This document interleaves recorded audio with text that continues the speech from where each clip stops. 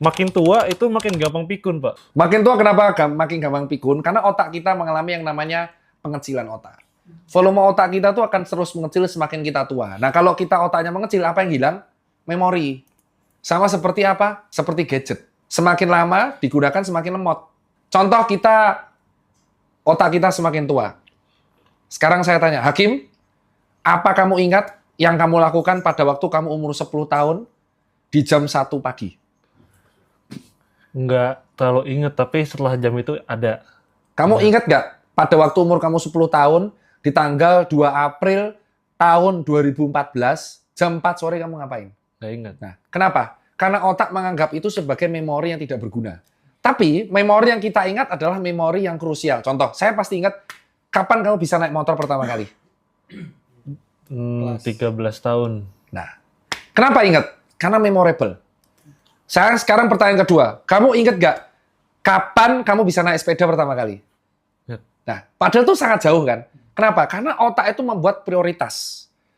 Memori apa yang sangat menyenangkan dan memori apa yang sangat menyedihkan itu akan masuk.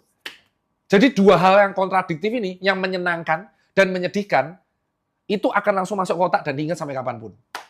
Nah, akhirnya ketika masa tua, memori kan semakin banyak. Dan otak terbatas, semakin kecil. Memori-memori nggak berguna itu dihilangkan.